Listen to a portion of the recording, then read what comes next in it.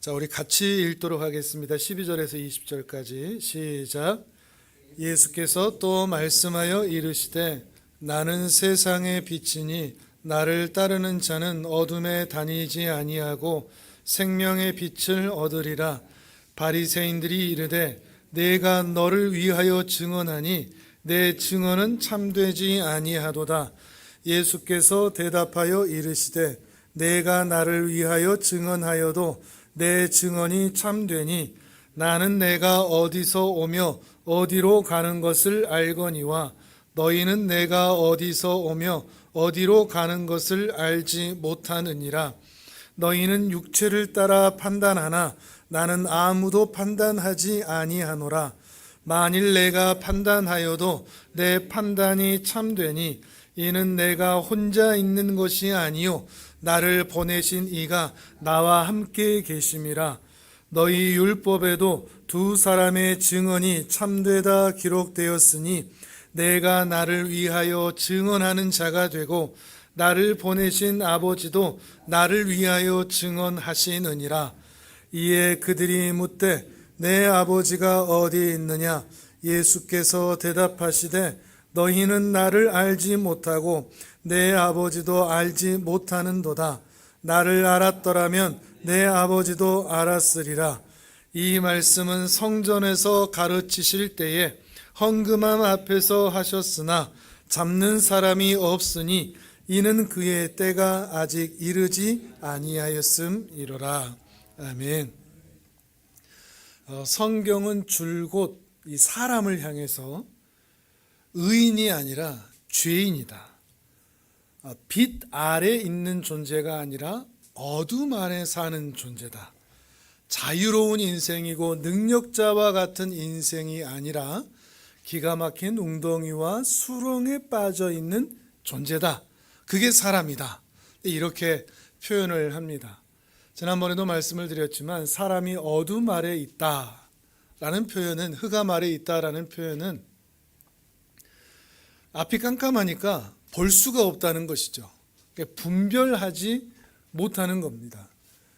지금 내가 서 있는 곳이 길인지 벽인지 낭떠러지인지 늪인지, 사람은 자기의 존재를, 자기의 위치를, 자기의 능력을 알지 못한다는 것이죠. 이 어둠 아래 있기 때문에 사람에게는 빛이 필요하다, 빛이 필요하다, 이런 이야기를 하고 있는 겁니다. 빛이 있어야 볼 수 있으니까요. 빛이 있어야 분별할 수 있으니까요. 가로등이 켜져야 그 밤에라도 길을 볼 수가 있기 때문이죠. 빛이 없다면 그 원효대사의 일화처럼 자기가 누워있는 것이 무덤인지를 모르는 겁니다. 자기가 마신 물이 해골 바가지의 썩은 물이라는 것도 알지를 못하는 것이죠. 비참한 상태인데 자기가 비참한 상태인지도 모르니 더 비참한 것이 바로 인간의 현 주소다.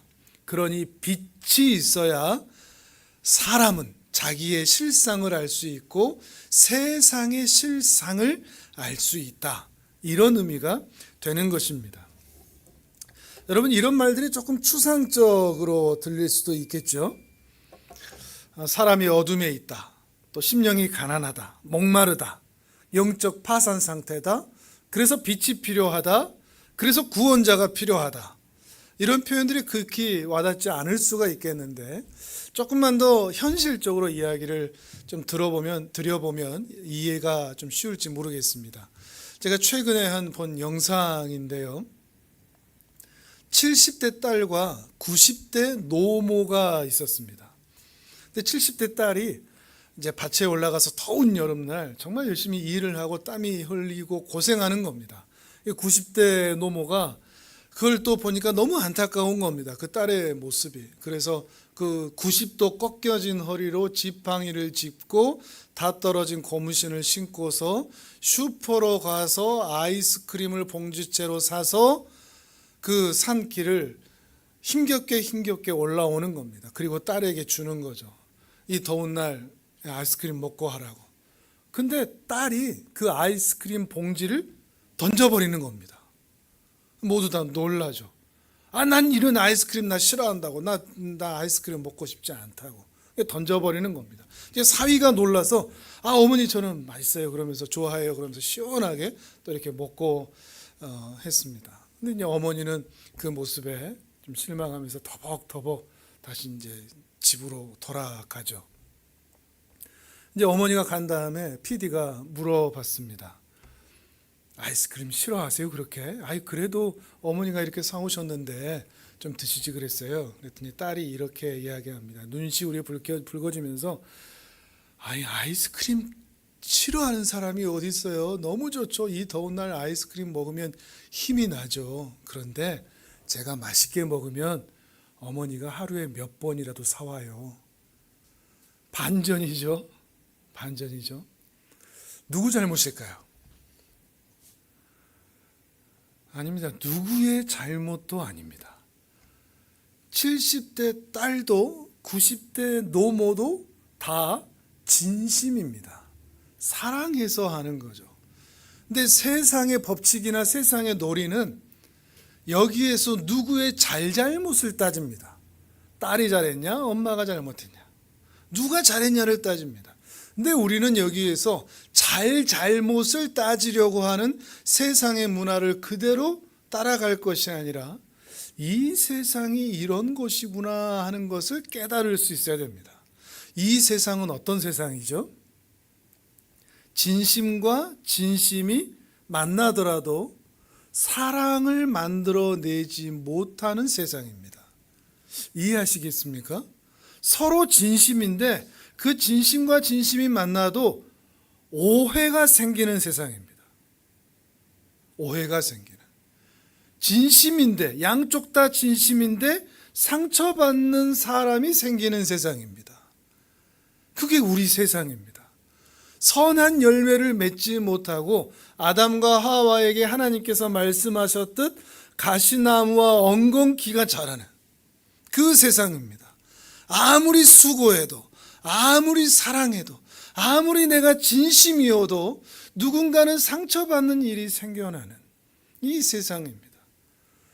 그러니까 이런 세상을 이해한다면 상대를 잡지 않게 됩니다. 난 진심인데 당신 왜 그래? 왜 그렇게 반응해? 당신도 진심을 보여! 라고 말을 하지만 상대도 진심일 수 있는 것이죠. 그러니까 내 말에 누군가 내 진심에도 불구하고 상처를 받을 수 있는 사람이 생겨나는 일은 어쩔 수가 없습니다. 그건 제가 막을 수 있는 일이 아닙니다. 근데 누군가가 말했을 그 일에 대해서 나는 오해하지 않아야 되겠다 이 생각만 가지고 있을 뿐입니다. 나는 그것에 상처받지 않아야 되겠다. 나는 그것을 왜곡하지 않아야 되겠다. 나는 그것을 비틀지 않아야 되겠다. 세상을 안다면, 이 세상이 어떤 곳인 줄을 안다면 우리는 오히려 상대를 이해할 수 있는 마음이 생기지. 근데 이 마음을 이해하지 못하면 상대를 잡고 상대에게 진심을 요구하고 나에게 상처를 준 그에게 오히려 정죄하고 비난하는 일이 생겨날 수밖에 없다는 것이죠. 그래서 세상살이가 힘든 것 아닙니까? 부부간에도 그렇지 않습니까? 부부는 사랑합니다. 근데 그 사랑과 사랑이 만나는데 오해가 늘 생기죠. 부모와 자녀도 마찬가지고요. 교회 안에서 목회자와 성도, 성도와 성도 마찬가지입니다. 근데 우리가 이런 세상이라는 것을 이해할 때 조금은 덜 힘들 수 있다는 것이죠.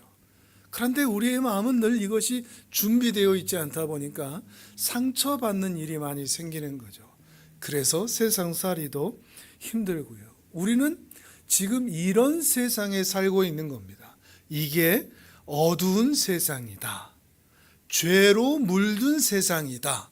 우리가 사는 세상은 기가 막힌 웅덩이와 수렁에 빠져 있는 것과 같다. 이것이 우리네 인생이다라는 말씀에 조금 더 현실적인 의미가 된다는 것이죠. 왜 그런가 하면 우리의 이성과 또는 감정과 경험이 죄로 물들어서 왜곡되고 비틀어 있기 때문입니다. 우리의 이성이라는 게. 나는 바르다 생각하지만 우리는 여러 가지 사건과 환경에 의해서 또는 뉴스에 의해서 내가 만나는 형편에 의하여서 왜곡할 수 있는 존재라는 거죠. 우리의 이성이 온전하지 않습니다. 우리의 경험도 온전하지 않고요. 우리의 감정도 마찬가지라는 것입니다. 그러다 보니까 우리는 많은 것을 비틀게 봅니다. 문제는 이 세상이 무덤 같은 세상인데 이 세상을 화려하게 또 아름답게 바라본다는 거죠. 이 세상을 바라보는 안목이 어떠십니까? 아름답게 보이십니까? 근데 이 세상이 죄로 물든 세상, 무덤 같은 세상이라는 것을 알고 계십니까? 우리가 먹고 마시는 세상의 문화, 가치, 체계들이 사실은 우리의 영혼을 갉아먹는 해골바가지에 든 썩은 물과 같다. 접하면 접할수록. 음식도 그러지 않습니까? 이 시대가 바뀌면서 더 발달하면서 옛날에는 없었던 성인병들이 무수하게 더 생겨나죠. 우리의 영혼을 우리도 알지 못한 사이에 갉아먹고 있는 거죠. 지금 AI가 발달된다고 하고 있죠. AI가 더 발달되기 위해서 필수적으로 필요한 게 뭐죠? 전기지 않습니까? 전력. 그 전력을 생성하기 위해서 지구의 온도는 더 올라가고 있다는 것 알고 계십니까? 참 희한한 세상이죠. 근데 우리는 이게 비틀어져 있어서 우리의 이성과 감정과 경험들이 비틀어져 있어서 왜곡되게 보고 야 발달한다, 야 발달한다, 좋은 세상이다 라고만 볼 수밖에 없는 그런 제한된 인간의 상태를 살아가고 있다는 거죠. 여러분은 여러분 자신을 잘 알고 계십니까? 세상을 잘 알고 계십니까?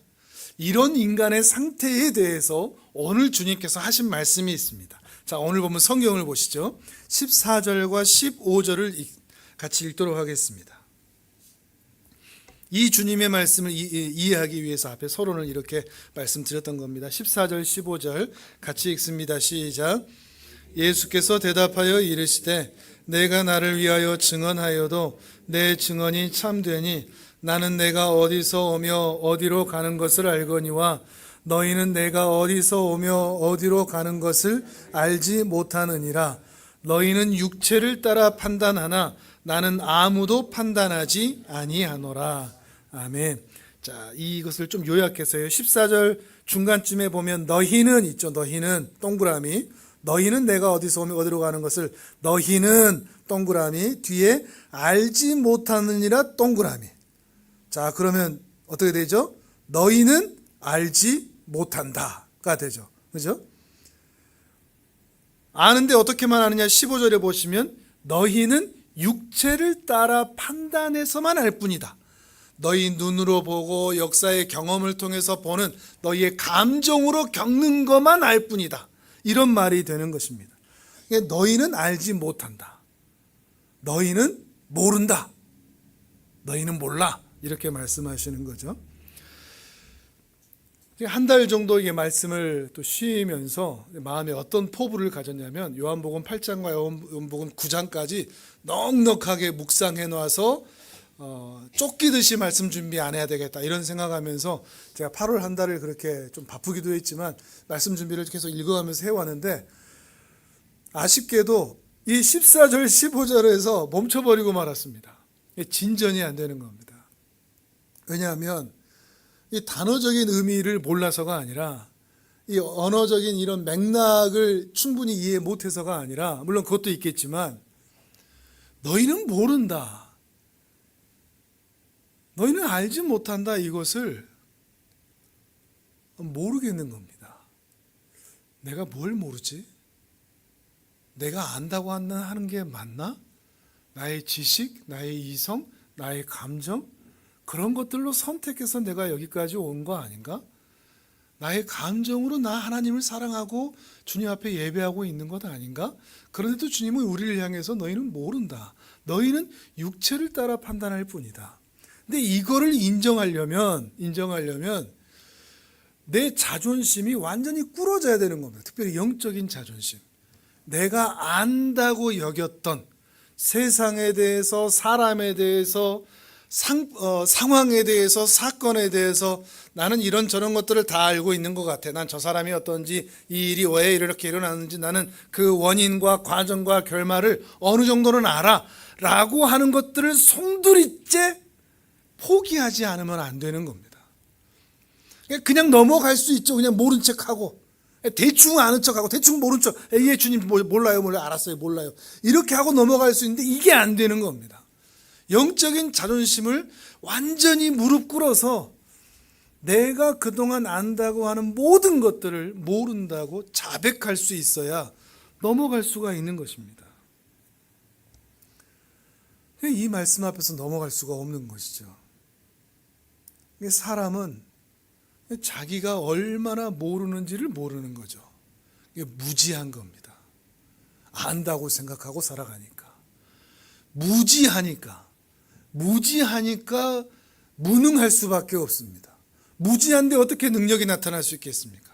자기의 무지함에서 이겨낼 수가 있겠습니까? 무지하니까 무능할 수밖에 없습니다. 무능하니까 무력한 삶을 살 수밖에 없죠. 죄인에서 의인으로 넘어가지를 못합니다. 기가 막힐 수렁에서 스스로를 건져낼 방법이 없는 겁니다.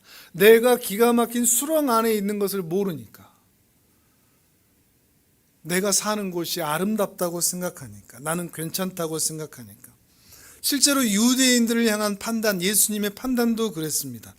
자, 우리가 지난 시간에 봤던 요한복음 8장 5절에서 7절도 한번 보겠습니다. 앞에 본문 5절에서 7절, 8장 5절 7절입니다. 시작. 모세는 율법에 이러한 여자를 돌로 치라 명하였거니와 선생은 어떻게 말하겠나이까? 그들이 이렇게 말함은 고발할 조건을 얻고자 하여 예수를 시험함이라. 예수께서 몸을 굽히사 손가락으로 땅에 쓰시니 그들이 묻기를 마지 아니하는지라. 이에 일어나 이르시되 너희 중에 죄 없는 자가 먼저 돌로 치라. 아멘 하시고 아멘. 또 동그라미 너희 중에 죄 없는 자가 먼저 돌로 치라. 예수님께서 어떤 의도를 가지고 유대인들에게 이렇게 말씀하셨겠습니까? 너희 중에 죄 없는 자가 돌로 치라. 예수님은 너희는 모른다 이러는데 유대인들은 지금 어떻게 하는 거죠? 우리는 안다. 우리는 율법을 지켰다.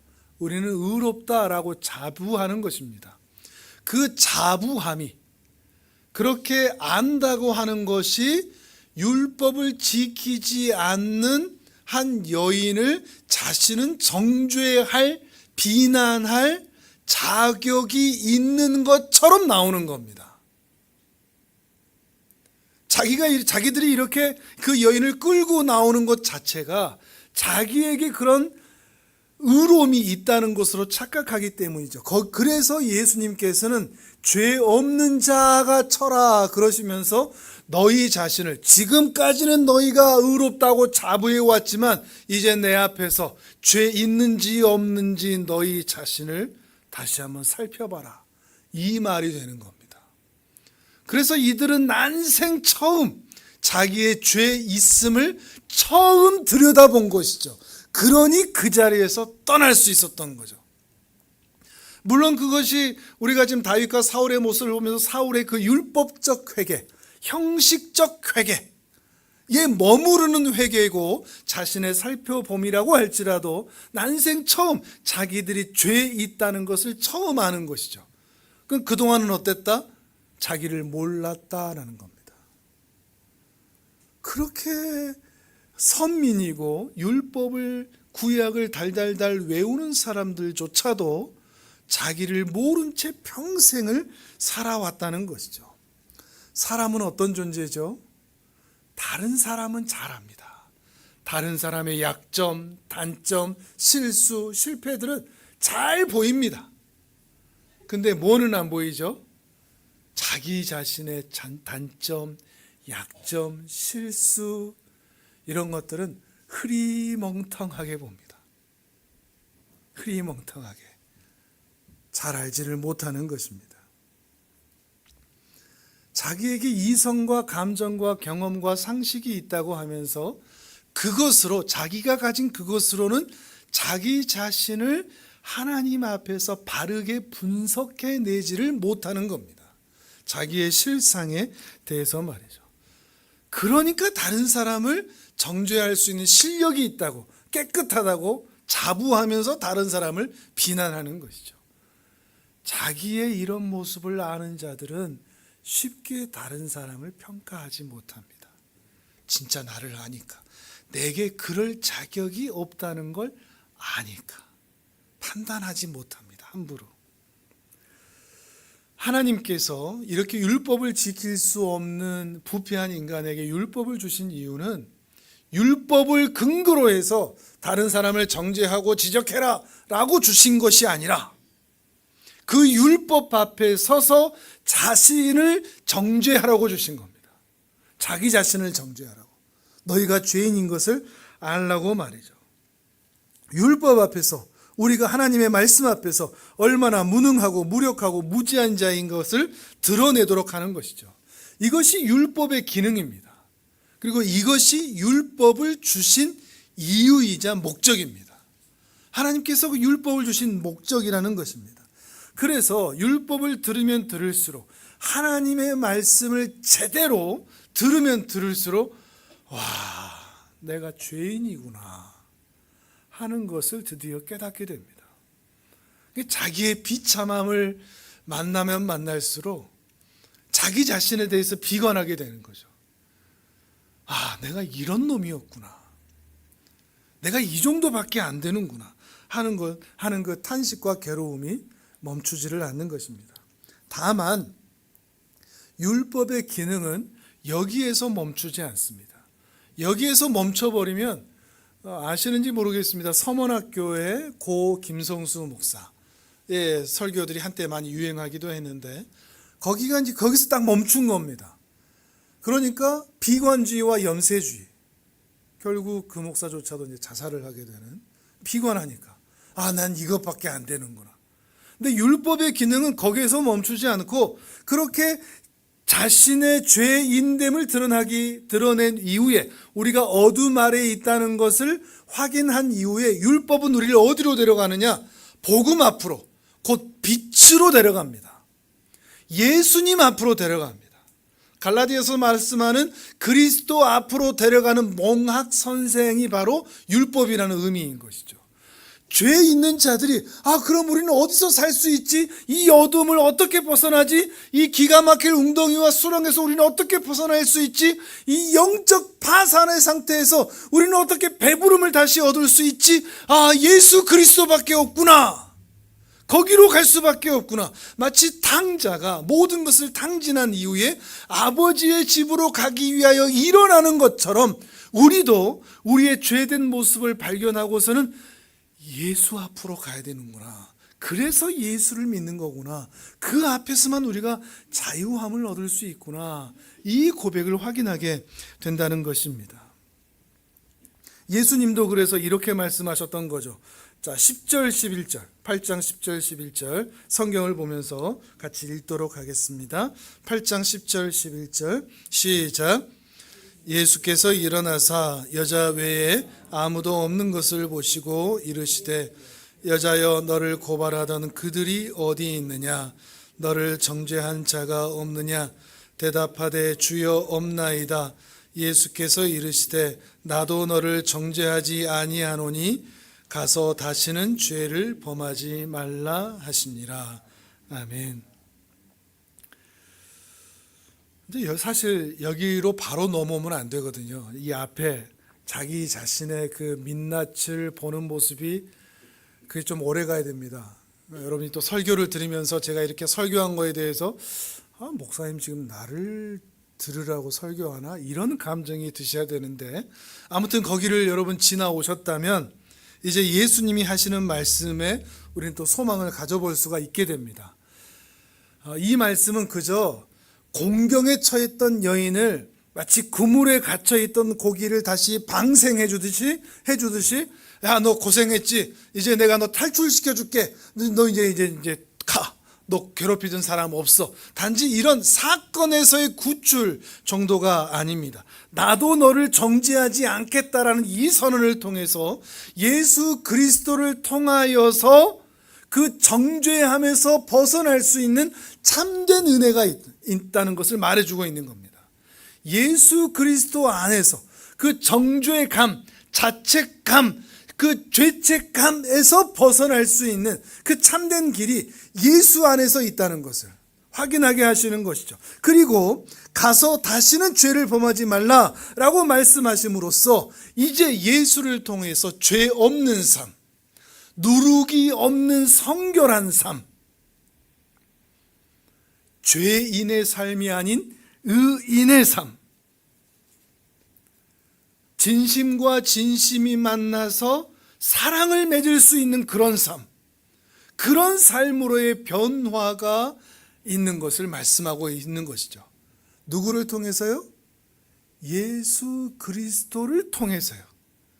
예수 그리스도만이 통로가 되어서 우리로 하여금 이런 삶이 있다는 것을, 그러니까 영적으로나 육체적으로나 그 어둠 아래 있던 그 여인이 이제는 세상의 빛으로 오신, 그래서 생명의 빛이 되시는 예수 그리스도를 통하여 새로운 삶의 변화를 입을 수 있게 되는 것을 말하고 있는 겁니다. 오늘 본문 12절 다시 읽어볼까요? 오늘 본문 12절 시작.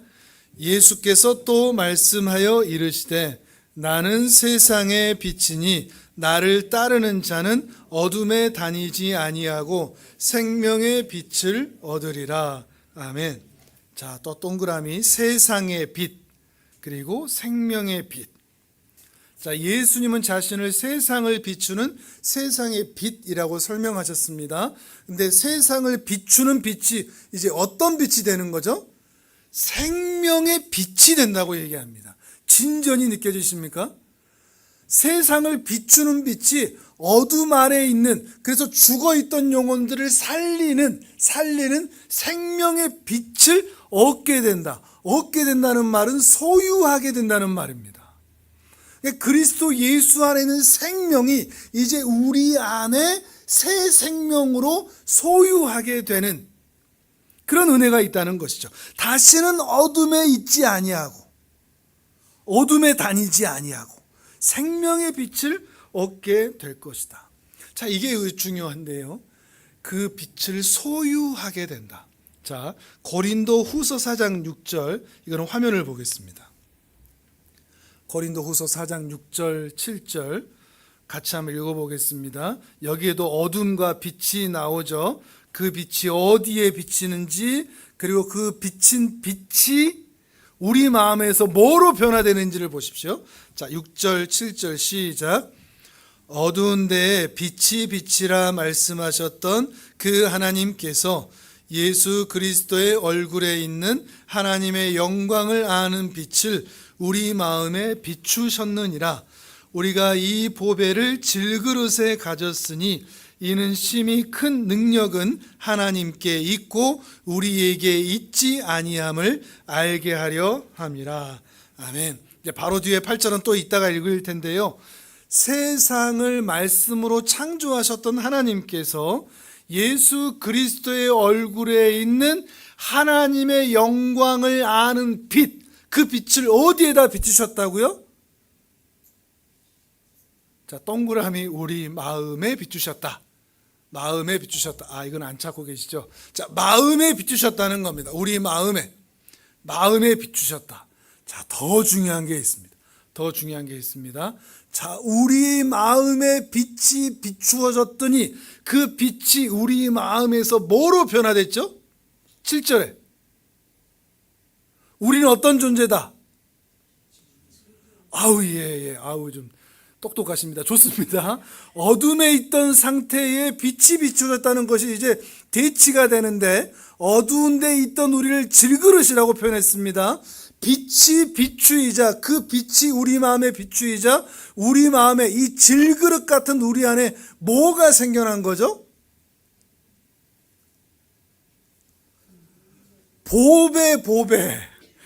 보배가 우리 마음에 생겨났다는 겁니다. 이 보배가 누구를 가리키죠? 예수 그리스도를 가리키는 거죠. 하나님의 큰 능력에 의하여 질그릇 같은 우리 안에 보배가 담겼다는 겁니다. 추상적인 것이 아니라는 거죠. 관념적인 것이 아니라는 겁니다. 보배를 소유하게 되었다는 것입니다. 우리는 보배를 담을 수 없는 질그릇인데 신비로운 일이 하나님의 능력으로 일어나게 된 거죠. 그러면 우리 존재는 이제 어떻게 바뀌는가? 생명의 빛이 비추어서 우리가 그 빛을 보배로 소유하게 되면 우리의 일상, 우리의 삶, 우리의 신분은 어떻게 바뀌는가? 바로 이 8절, 9절, 10절입니다. 같이 읽습니다. 시작. 우리가 사방으로 우겨쌈을 당하여도 쌓이지 아니하며 답답한 일을 당하여도 낙심하지 아니하며 박해를 받아도 버림바 되지 아니하며 거꾸러뜨림을 당하여도 망하지 아니하고 우리가 항상 예수의 죽음을 몸에 짊어짐은 예수의 생명이 또한 우리 몸에 나타나게 하려 함이라. 아멘. 아멘. 이 어마어마한 진전과 변화가 여러분 보이십니까?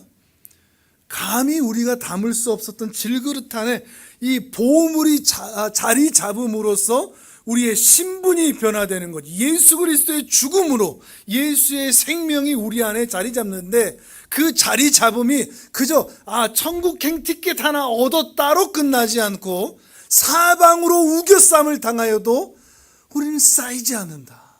낙심할 일이 없다. 우리는 버려지지 않는다. 망하지 않는다. 그런 인생으로의 실제적 변화가 일어난다는 것입니다.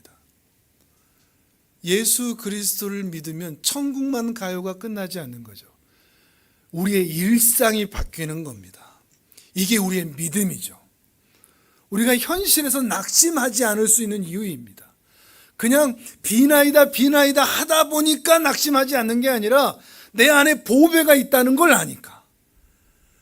그리고 그 보배가 예수 그리스도의 얼굴에 있는 하나님의 영광을 아는 빛을 하나님께서 전능하심으로 이 가슴팍에 질그릇 같은 이 가슴팍에 비추어 주셨으니까 이거는 이미 결론이 나버린 겁니다. 그렇게 될까가 아니라 이미 결론이 나 있는 겁니다. 그래서 우리가 생명을 얻게 된다는 것이죠. 이 생명, 우리 안에 있는 이 생명은 생산력이 있습니다. 뭔가를 만들어냅니다. 공장에 가면 뭔가를 만들어내죠. 제품이 만들어지죠. 우리 안에 생명이 들어오면 이 생명은 반드시 결과물을 만들어냅니다. 날이 갈수록 예수 그리스도를 믿는 신자들이 조금 더 거룩해지죠. 여러분 그러고 있지 않습니까? 조금 더 정결해지고 있지 않습니까? 우리 자신이 우리 자신을 볼 때 한참 멀었다. 그래서 실망할 때가 참 많지만 그래도 조금씩 변화되고 있는 것이 있지 않습니까? 왜 그럴까요? 우리 안에 있는 생명이 생산력 있게 무언가를 만들어내고 있기 때문입니다. 성결케 하고 정결케 하는, 그리고 낙심할 수밖에 없는 상황에서도 그 상처를, 그 아픔을 딛고 다시 성숙하게 일어날 수 있는 이유, 그것은 내 안에 보배 되신 예수 그리스도께서 내 삶을 바꾸어 가고 계시기 때문입니다. 이것을 믿으십니까? 근데 예수님은 또 뭐라 그러시냐? 앞에 뭐라 그랬죠? 너희는 알지 못한다. 근데 유대인들을 향해서 또 뭐라 그러시는가 하면 너희는 이걸 믿지 못한다 그럽니다. 이게 우리 현실인 것 같습니다. 믿지 못한다. 알지도 못하고 알아도 다른 종교의 경전처럼 그냥 국어책처럼 알아버리니까 그 예수 그리스도가 생명되어 있는 이 보배 되심의 그 생산력을 제대로 인식하지 못하고 믿지 못하니까 믿지 못함으로 나타난다는 거죠. 오늘 보면 13절입니다. 지금도 그렇고 그때도 그런 것 같습니다. 13절 시작. 바리새인들이 이르되 내가 너를 위하여 증언하니 내 증언은 참되지 아니하도다. 아멘. 못 믿겠다 이거잖아요. 못 믿겠다. 네 말 못 믿겠다. 네가 너를 증명하는데, 네가 하나님의 아들이라고, 네가 스스로 빛이라고 증명하는데 나 네 말 못 믿겠다. 우리는 당신의 말을 믿지 못하겠다. 이렇게 얘기하는 거죠. 지금까지 유대인들은 계속해서 예수님을 공격해 왔습니다. 물론 그 공격함이 막연한 공격이 아니라 율법과 성경에 비추인 공격이었습니다. 앞에 7장 보실까요? 요한복음 7장으로 다시 넘어가 계시죠? 8장으로 7장 23절 같이 한번 읽어보겠습니다. 23절 시작. 모세의 율법을 범하지 아니하려고 사람이 안식일에도 할례를 받는 일이 있거든 내가 안식일에 사람의 전신을 건전하게 한 곳으로 너희가 내게 노여워하느냐. 율법에 대한 말하죠. 42절도 읽어보겠습니다. 42절 시작. 성경에 이르기를 그리스도는 다윗의 씨로 또 다윗이 살던 마을 베들레헴에서 나오리라 하지 아니하였느냐 하며, 그러니까 예수님의 가르침에 대해서 예수님 당신이 가르치는 것은 율법에도 부합하지 않고 성경의 증거와도 맞지 않다 이렇게 얘기하는 거죠. 근데 참 웃기는 거 아닙니까? 예수님이 누구죠? 성경의 저자시거든요. 성경을 기록하신 분이고 성경의 주연이지 않습니까? 그런데 그 주연이자 저자 앞에서 율법하고 안 맞는데, 성경하고도 안 맞는데 이렇게 따지고 있는 것이죠. 근데 지금까지 예수님은 이렇게 유대인들이 따질 때마다 상세하게 또 깊이 있게 친절하게 다 가르쳐 주셨었죠. 그런데도 유대인들은 못 묻겠다, 안 믿으련다, 참남하다, 당신은 오히려 율법을 거부하는 자다, 모세의 율법을 부정하는 자다, 이런 식으로 예수님을 계속해서 공격해 왔다는 것입니다. 그런데 계속 예수님의 반박을 통해서 오히려 이들이 율법을 알지 못했고 무지했다는 사실만 드러났을 뿐인 것이죠. 오늘 여기서 나오는 여기서 이 모습 역시도 이제 막다른 길에 서 있을 때에 유대인들이 반발하는 마지막 공격 같은 그런 모습이 되는 것입니다. 반발하고 있는 거. 난 못 믿겠다. 당신의 증거를 어떻게 믿냐? 이렇게 얘기하는 것이죠. 이제 이어서 예수님은 예수님의 자기 증명이 왜 효력이 있을 수밖에 없는지를 다시 친절하고 소상하게 말씀하고 계십니다. 14절에서 16절 우리 같이 읽도록 하겠습니다. 14절에서 16절 시작. 8장입니다. 시작.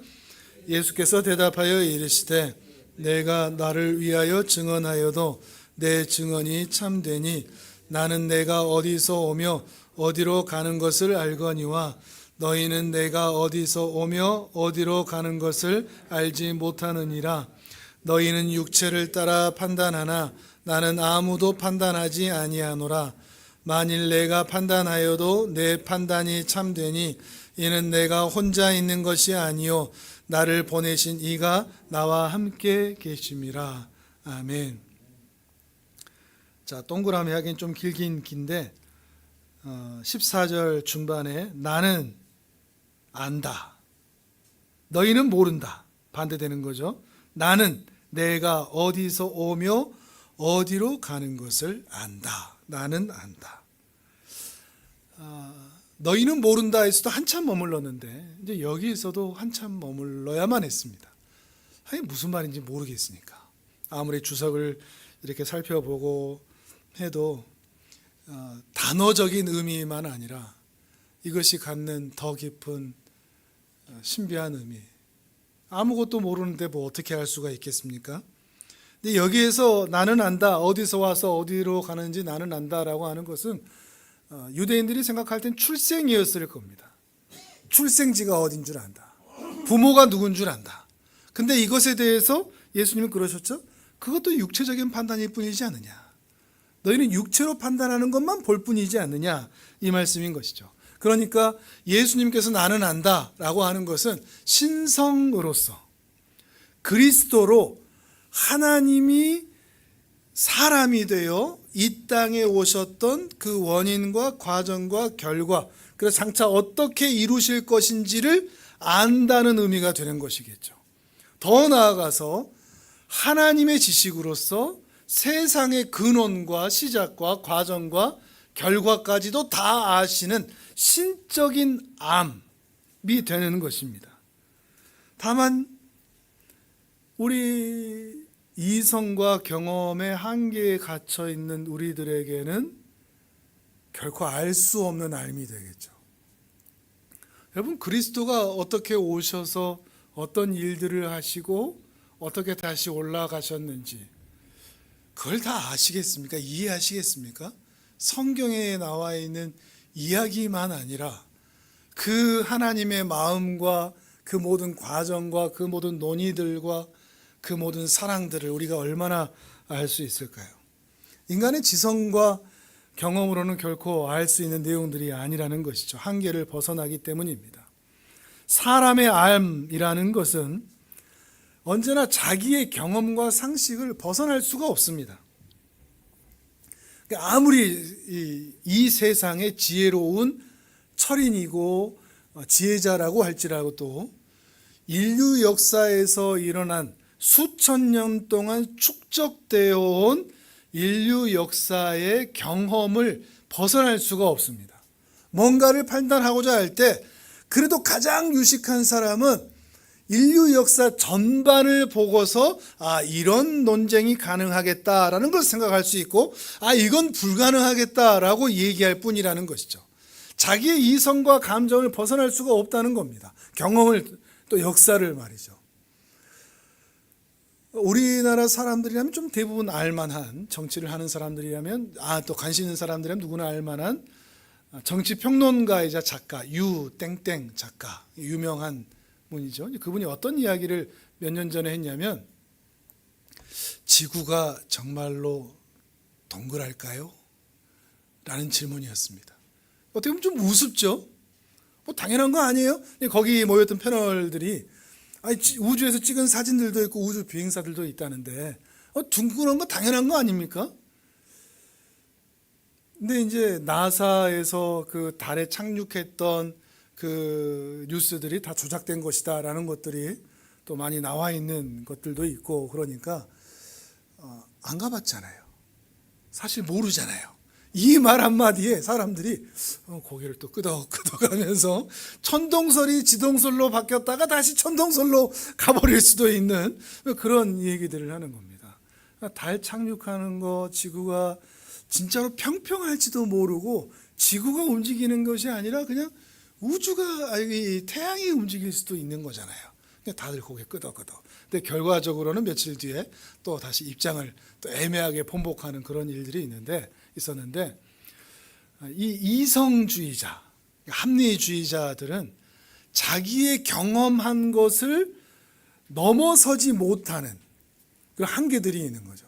우리도 마찬가지입니다. 우리의 경험과 우리의 상식을 벗어나지를 못합니다. 내가 해본 그 경험에 의하여서 우리는 사람을 판단하고 사람을 안다고 하고 그 상황과 환경에 대해서 확인할 뿐이죠. 지혜자라고 해봐야 수천 년 축적되어 온 인간의 역사, 그것을 가지고 판단할 뿐이지 그걸 넘어서는 것은 우리는 알지 못한다는 것입니다.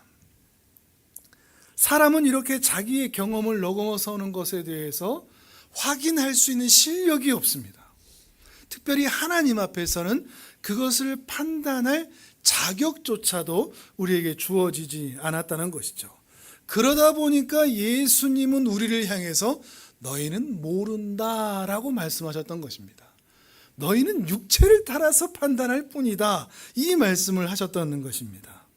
그런데도 우리 인간은 자기의 경험과 상식을 벗어나는 것인데도 어떻게든 풀어내려고 하죠.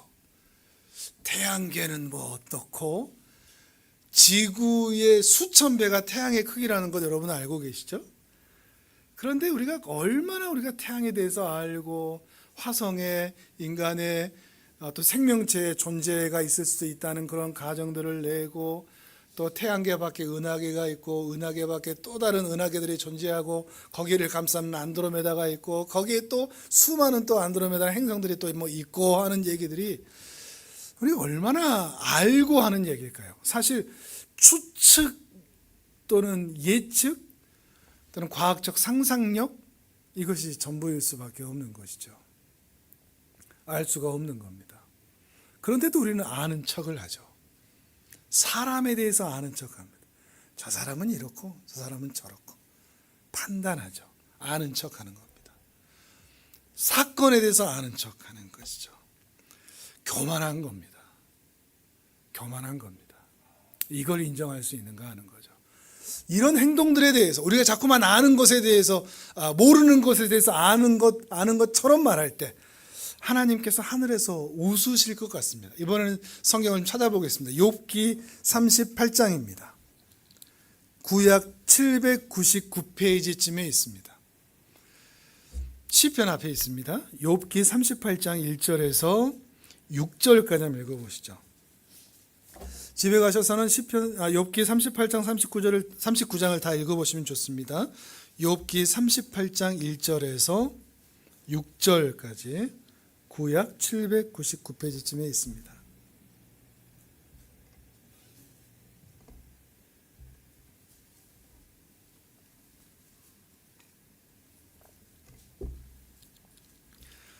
자, 욥기 38장 1절에서 6절 같이 읽겠습니다. 하나님의 말씀입니다. 하나님께서 욥에게 하시는 말씀입니다. 사람들에게 시작.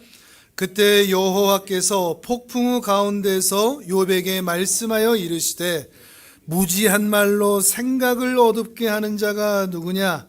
너는 대장부처럼 허리를 묶고 내가 내게 묻는 것을 대답할지니라. 내가 땅에 기초를 넣을 때에 내가 어디 있었느냐? 내가 깨달아 알았거든 말할지니라. 누가 그것의 도랑법을 정하였는지 누가 그 줄을 그것의 위에 띄었는지 내가 아느냐? 그것의 주추는 무엇 위에 세웠으며 그 모퉁이 돌을 누가 놓았느냐? 아멘. 38장 39절 다 읽어보십시오. 하나님의 꾸지람을 들을 수 있습니다. 천둥 같은 꾸지람. 네가 뭘 알아?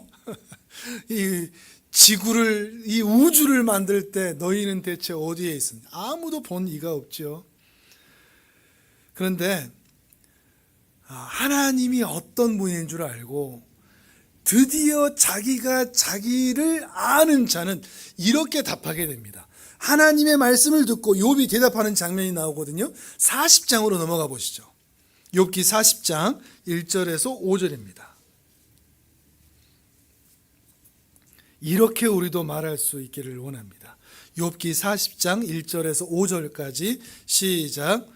여호와께서 또 욥에게 일러 말씀하시되 트집 잡는 자가 전능자와 다투겠느냐? 하나님을 탓하는 자는 대답할지니라.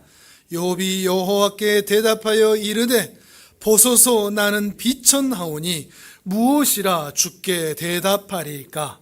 손으로 내 입을 가릴 뿐이로소이다.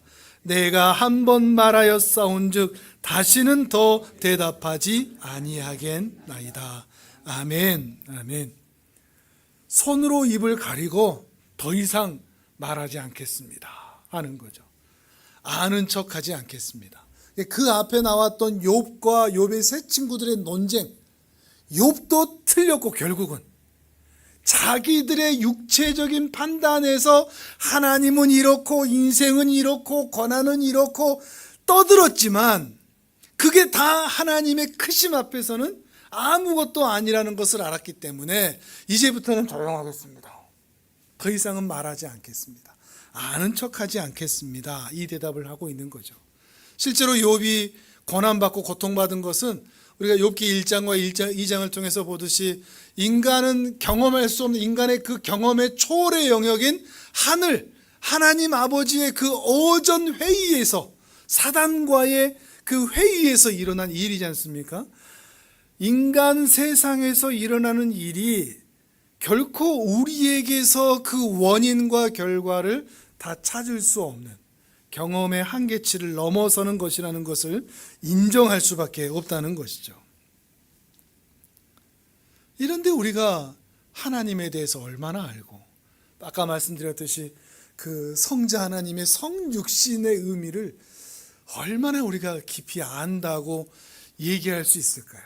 세상의 시작과 과정과 결과를 또 사건과 상황과 사람들의 마음을 우리가 얼마나 이해하고 알고 확신한다고 말할 수가 있을까요?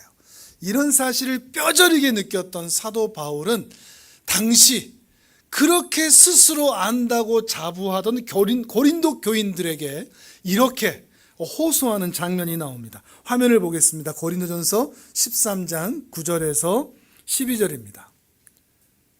고린도전서 13장 9절에서 12절, 사랑장 13장에 나오는 그 내용이죠.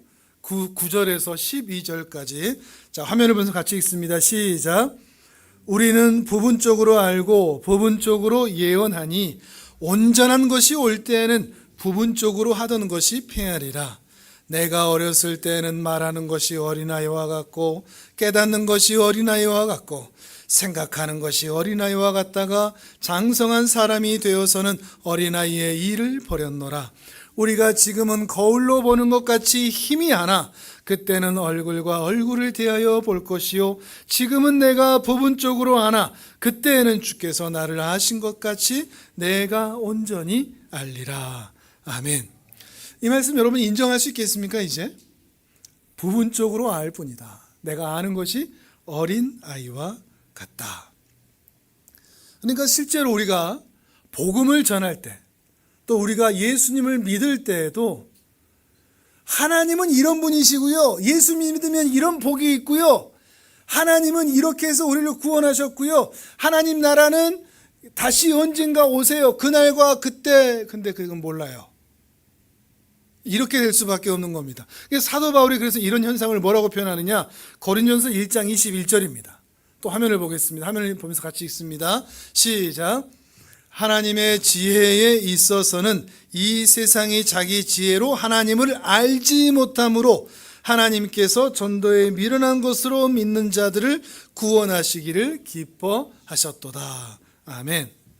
자기 지혜로 하나님을 아는 인간이 없기 때문에 전도를 어떻게 한다?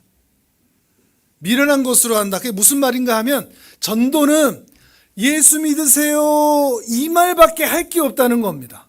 우리가 맞지 않은 듯이 하나님은 이런 분이시고 예수님은 이런 사랑을 가지셨고요, 마지막엔 이렇게 하나님이 임하십니다라는 것을 당시 그리스 로마 철학의 근거에서, 육하 원칙의 근거에서 설명할 수 있는 존재가 아무도 없다, 이 말입니다. 그래서 우리가 할 수 있는 것은 미련한 방법, 그냥 예수 믿으세요, 이것밖에 우리가 할 말이 없다는 겁니다. 실제로 우리도 예수 믿으세요라고 하는 그 말에 끌려서 왔지, 어떤 대단한 지식을 가지고 그 지식에 대해서 현재라고 할지라도 대단한 동의를 해서 이 자리에 있는 것이 아니지 않습니까? 그저 어느 날 주님께서 내 가슴팍에 그 빛을 비추어 주셔서 찾아와 주셔서 나 같은 죄인이 하나님을 알고 내가 죄인인 것을 인정하게 하시고 그 죄인인 것을 인정하여 예수 그리스도를 찾아 헤매다가 어느 순간 그 예수님이 믿어진 것 때문에 우리가 이 자리에 있는 것 아니겠습니까? 거기에 내 공로가 있겠습니까? 내 분별력이 있겠습니까? 그 예수님의 오심에 대해서, 그 구원에 대해서 따지고 분석할 능력과 실력이 우리에게 있겠습니까?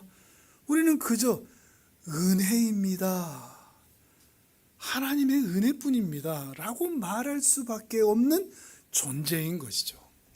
우리는 미련한 존재이니까요, 비천한 존재이니까요. 물론 사람들은 이런 말을 들으면 비아냥거리죠. 야, 안 봤는데 어떻게 믿냐? 그냥 예수 믿으세요라고만 말하면 우리가 믿어야 되냐? 어떻게 믿냐? 다시 태어나야 뭐 가능하겠다. 그러니까 니고데모도 그랬지 않습니까? 예수님의 말씀을 들을 때 아이고, 하나님 나라에 들어가려면 다시 태어나는 것밖에 없겠네요 라고 비아냥거리는 식으로 얘기했었죠. 자, 마지막으로, 오랜만에 제가 설교를 하니까 오늘 설교가 좀 깁니다. 네.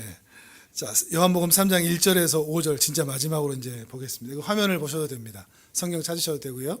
요한복음 3장 1절에서 5절입니다. 같이 읽습니다. 시작. 그런데 바리새인 중에 니고데모라 하는 사람이 있으니 유대인의 지도자라. 그가 밤에 예수께 와서 이르되 라피요, 우리가 당신은 하나님께로부터 오신 선생인 줄 아나이다. 하나님이 함께하시 아니하시면 당신이 행하시는 이 표적을 아무도 할 수 없음이니이다. 예수께서 대답하여 이르시되 진실로 진실로 내게 이르노니 사람이 거듭나지 아니하면 하나님의 나라를 볼 수 없느니라. 니고데모가 이르되 사람이 늙으면 어떻게 날 수 있사옵나이까? 두 번째 모태에 들어갔다가 날 수 있사옵나이까? 예수께서 대답하시되 진실로 진실로 내게 이르노니 사람이 물과 성령으로 나지 아니하면 하나님의 나라에 들어갈 수 없느니라. 아멘. 이것을 믿는 은혜, 또 믿어지는 은혜가 우리에게 있으면 좋겠습니다. 우리는 알지 못합니다. 근데 하나님만이, 예수님만이 아십니다. 그래서 모르지만 우리는 하나님께 나와 하나님의 은혜만 구할 뿐입니다. 물과 성령으로 거듭난 이 은혜가, 이 단단한 은혜가 우리 성도님들에게 확실하게 비추어 주셔서 그 마음의 보배가 여러분의 인생을 새롭게 하시기를 주님의 이름으로 축복합니다. 아멘.